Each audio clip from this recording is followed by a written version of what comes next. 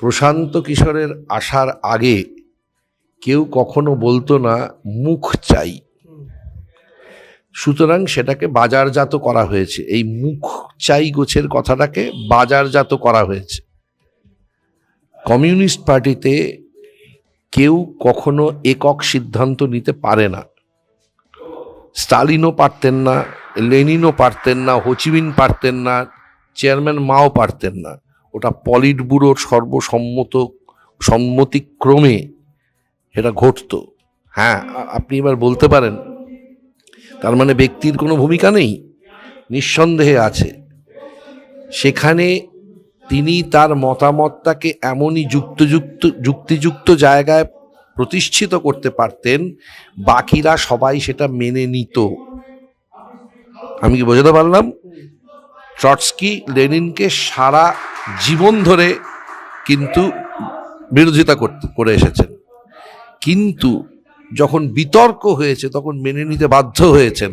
সুতরাং কমিউনিস্ট পার্টিতে বুদ্ধদেব ভট্টাচার্য বা জ্যোতি বোস,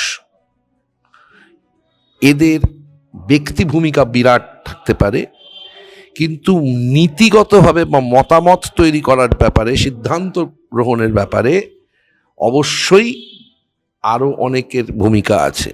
এটা হচ্ছে এক। বামফ্রন্ট সরকার তারা ঠিক মতন চালাতে পারতেন কিনা সেটা খুব জরুরি জায়গা।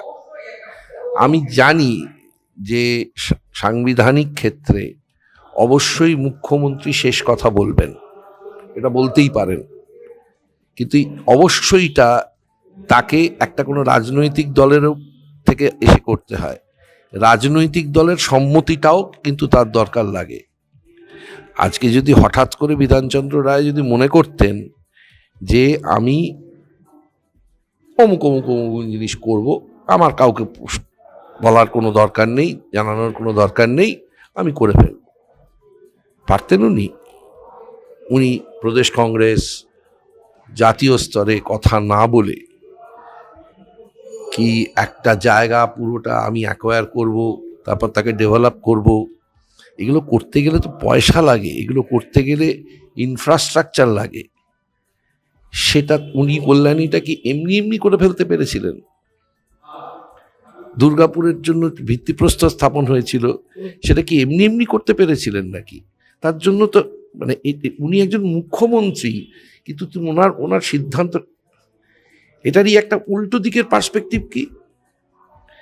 আমরা একটা সময় তৃণমূল নেত্রী মমতা বন্দ্যোপাধ্যায়কে, আমি মাননীয় মুখ্যমন্ত্রীর কথা বলছি না, তৃণমূল নেত্রী মমতা বন্দ্যোপাধ্যায়কে আমরা একটা সময় পশ্চিমবঙ্গের বেশ কিছু মানুষ শিলা দিদি বা শিলা পিসি বলে ডাকতেন।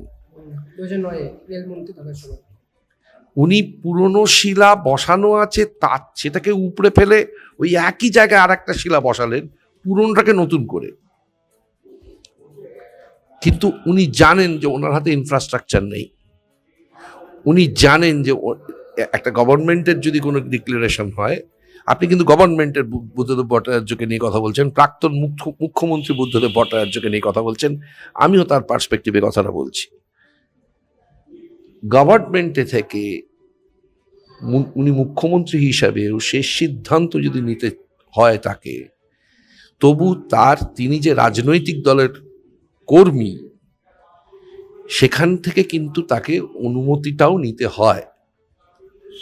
আর এই যে আমরা যে ভারতবর্ষের যে সাংবিধানিক কাঠামোতে থাকি, সেখানে কেন্দ্রীয় সরকারের অনুমতি ছাড়া বা সাহচর্য ছাড়া, সহযোগিতা ছাড়া হঠাৎ করে এত বড় কর্মকাণ্ড করা সম্ভব হয় না।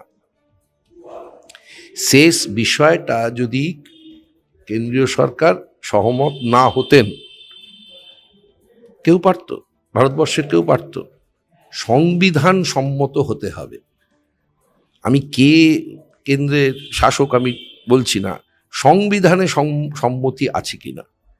অবশ্য 24-এর পর মানে ভারতীয় সংবিধান পুরোটাই নাকি বদলে যাচ্ছে, এবং বদলে যাওয়ার সেই হুমকি এখন থেকেই শুনতে পাচ্ছি।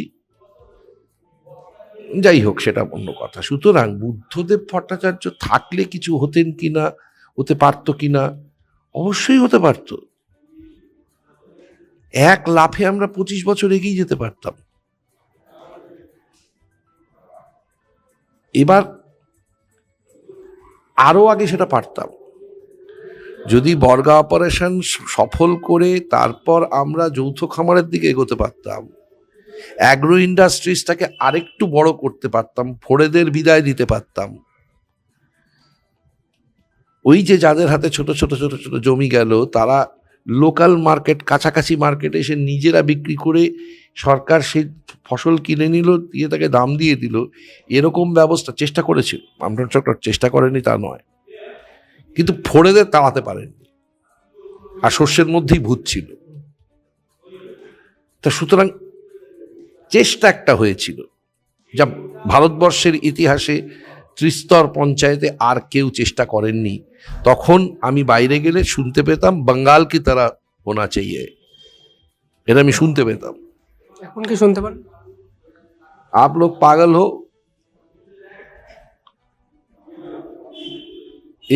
एक तो दाढ़ी वाला बैठे हैं, ये तो महर्षि है, और आपके वहाँ एक पागल है, শুনতে হয়।